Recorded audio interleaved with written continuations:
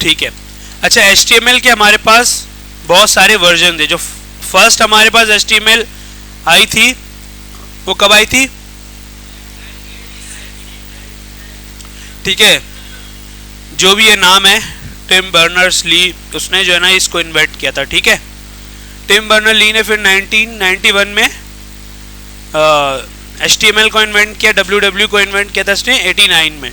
फिर 93 में HTML plus आई, फिर 95 में 2.0 आई, 97 में, इस तरह ये आती गई। और 2008 के अंदर HTML 5 फर्स्ट पब्लिक ड्राफ्ट आ गया।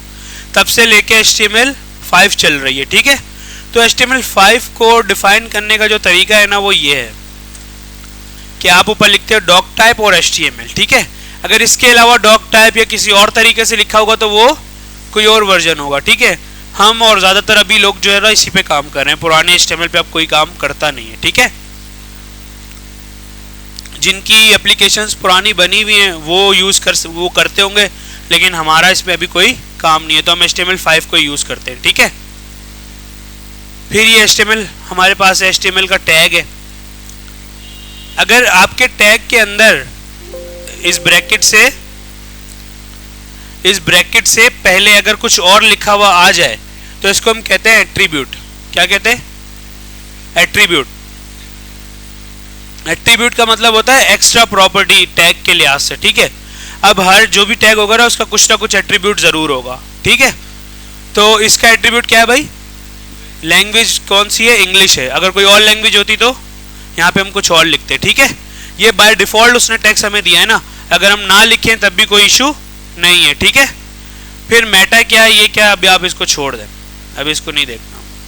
ठीक, फिर वही टाइटल है और फिर वही हेड और बॉडी है। सही?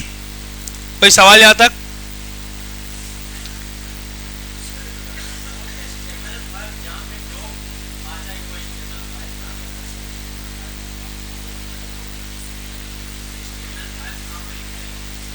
कहाँ पे यूज होती है ये HTML 5? ऊपर अगर आप इस तरह लिखते हो तो इसका मतलब है कि नीचे आप सारी HTML 5 की चीजें ही लिखोगे।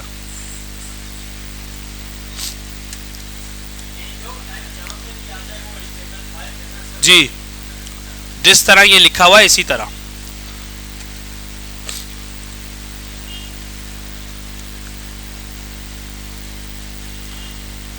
अच्छा, पैराग्राफ एलिमेंट्स हमने पढ़ लिया था।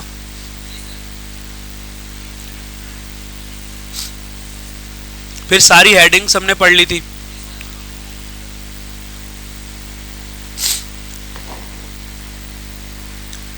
अच्छा, ये कुछ आपको कह रहा है कि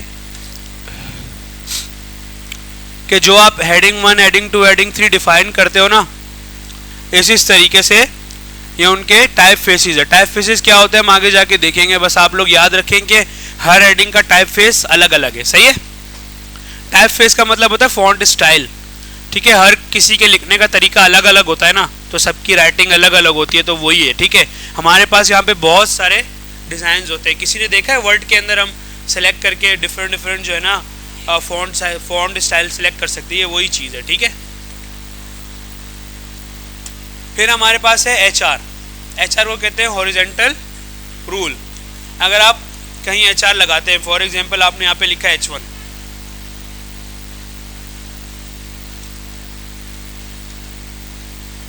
ठीक है, यहाँ पे आए आपने एक पैराग्राफ दे दिया।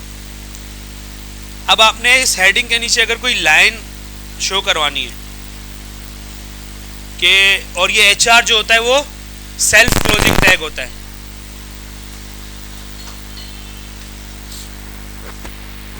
HR क्या होता है? तो सेल्फ क्लोजिंग का मतलब है कि आपने इसको ओपन किया और इधर ही क्लोज कर दिया, क्योंकि इसके अंदर हम कुछ कंटेंट वगैरह या इस तरह की चीज़ें नहीं लिखते। सही है, तो इसको ओपन करेंगे और यहीं से ये क्लोज हो जाएगा। कहाँ पे आ रहा है रिस्पॉन्स?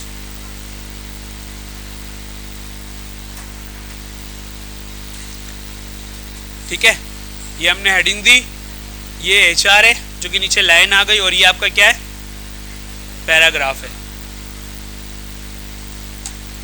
जूम हुआ था इसलिए आपको ऐसे नजर आ रहा है। ठीक है, कोई क्वेश्चन है एचआर से रिलेटेड कहीं भी दे दे, लाइन आपको जहां चाहिए एचआर यूज कर ले, ठीक है। डिवीजन के लिए आपने देखा ये हेडिंग का और इसको डिवाइड करना है आपने, ठीक है, विजुअली डिवाइड करना है, उसके लिए होता है बस, और ऐसा कुछ भी नहीं है, ठीक है। ये एग्जाम्पल दी हुई है उसने, इस तरह आप लिख सकते हो और डिवाइड कर सकते हो, ठीक है।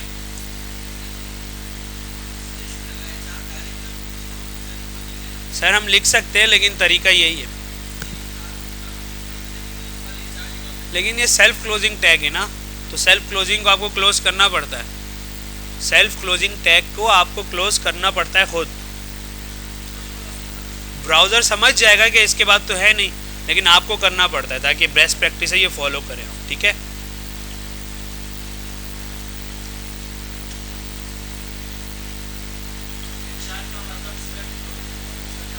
हॉरिजेंटल रूल नाम एचआर का मतलब है हॉरिजेंटल यूज, ठीक है।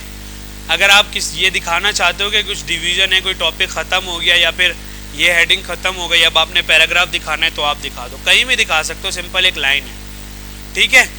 अच्छा फिर हमारे पास एक और टैग है जो कि अभी यहाँ है नहीं, मैं आपको बता देता हूँ, जोर से बोल, माइक में आवाज़ नहीं आ रही यार, ये ख़राब नीचे हो जाता है ना। अब आ रही आवाज़? नहीं आ रही? वैसे ही है, पहले भी ऐसे ही थी। पंखा बंद करेंगे तो एसी नहीं चल रहा है आज। अच्छा एचआर जो है ना वो यही है कि आपने डिवाइड करना है, बस आप डिवाइड कर सकते हैं। अच्छा अगर आपको कुछ लाइन ब्रेक करनी है, फॉर एग्जांपल आप इसके बाद इसको नीचे वाली लाइन में मूव करना चाहते हो, दो तरीके हैं, या तो आप नया पैराग्राफ बना लो तो ये नीचे आ जाएगा, दूसरा तरीका क्या है कि अगर आपने इसी पैराग्राफ में रहना है तो आप बस यहाँ पे आके लिखो BR, और ये भी सेल्फ क्लोजिंग है तो आप इस तरह क्लोज कर दो बस। अब क्या होगा, इसके बाद से ये नई लाइन से स्टार्ट होगा इस तरह, ठीक है। BR का मतलब है ब्रेक, ठीक है, ब्रेक करना। हमने BR इधर लगाया ना टेक्स्ट के अंदर, तो ऑटोमेटिकली ये सारा कुछ न्यू लाइन में आ गया, सही है।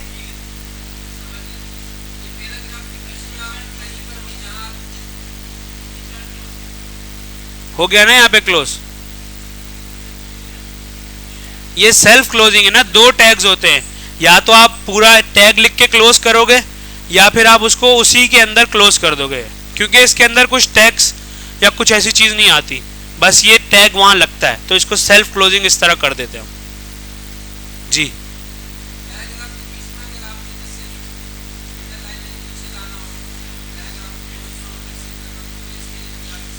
जी और कोई सवाल?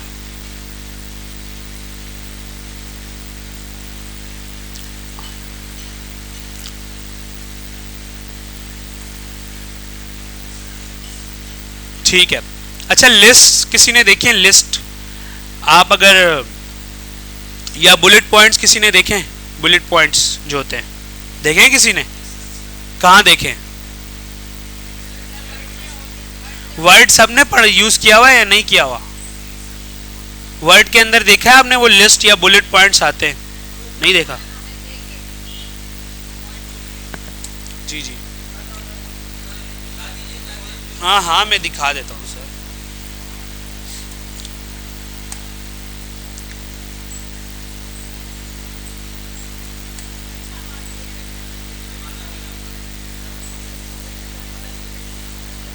भाई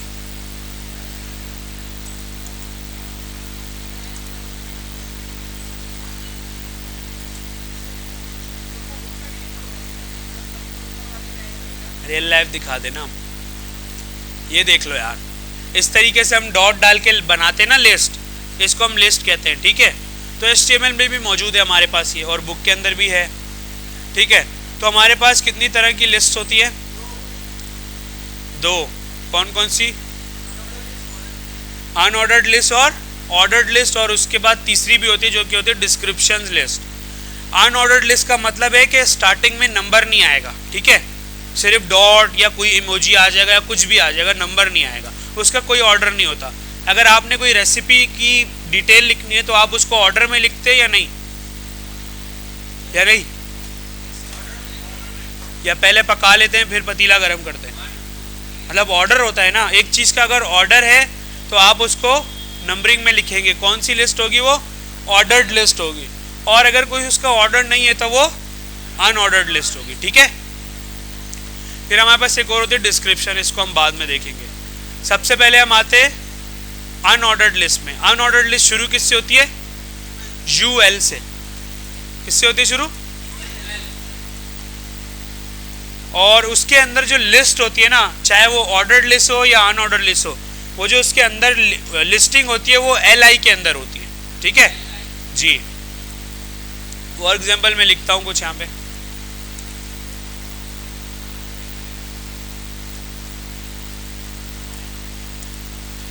अनऑर्डर्ड लिस्ट, ठीक है।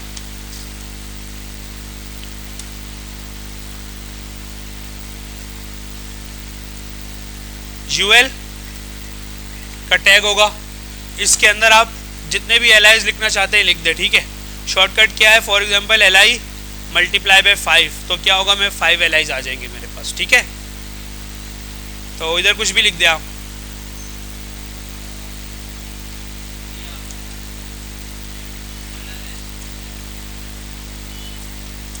अब आगे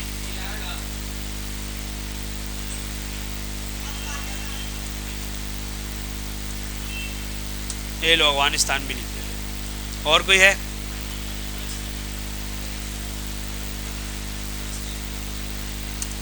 हैं? बस भाई बस, ठीक है। इसका व्यू हम यहाँ देख सकते हैं।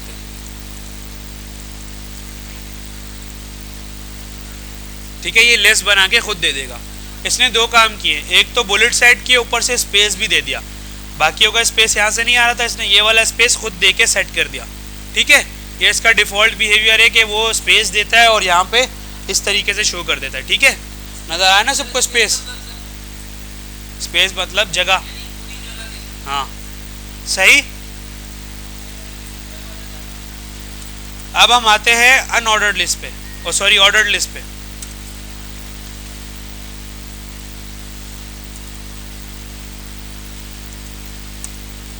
OL लिखेंगे, ठीक है। OL का मतलब है ऑर्डर्ड लिस्ट। फिर LI,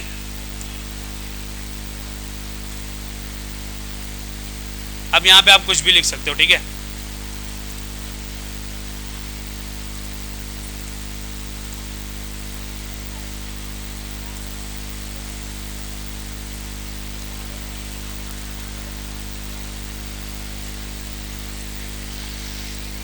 तो इस तरह ये क्या बन जाएगा? नंबर्स आ जाएंगे, ठीक है। नंबर्स की जगह हम बहुत सारी चीज़ें चेंज करके कर सकते हैं और ये डॉट की जगह भी कर सकते हैं, ठीक है। लेकिन अभी हम सिर्फ HTML पढ़ रहे हैं तो हम इसी पे ध्यान देंगे, ठीक है। कोई सवाल?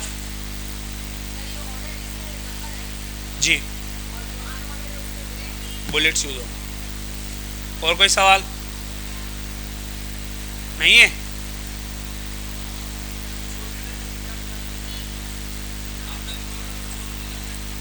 हाँ, ये बुलेट्स को हम चेंज कर सकते हैं ना, नंबर्स को, और इनका डिज़ाइन चेंज कर सकते हैं। वो बाद में देखेंगे जब टाइम आएगा, सही है।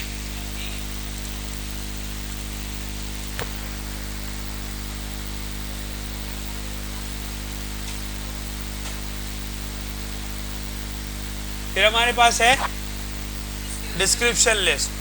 डिस्क्रिप्शन लिस्ट कुछ इस तरह से होती है, ठीक है। अगर आप कोई हेडिंग दे रहे हो और उसके बाद उसकी डिस्क्रिप्शन दे रहे हो, ठीक है। फिर हेडिंग दे रहे हो, उसकी डिस्क्रिप्शन, फिर कोई और हेडिंग है उसकी डबल डिस्क्रिप्शन। इस तरीके से आप जो है ना वो बना सकते हो, ठीक है। तो कैसे स्टार्ट करते हो? DL से। DT मतलब उसका टाइटल होगा जो आपको यहाँ पे नज़र आ रहा है, ये वाला। और DD मतलब डिस्क्रिप्शन, टाइटल और ये लिस्ट, सही है। तो DL ऐसे स्टार्ट होगा, DT DD आएगा, इस तरह ये बनती जाएगी, ठीक है। हम भी कर लेते हैं।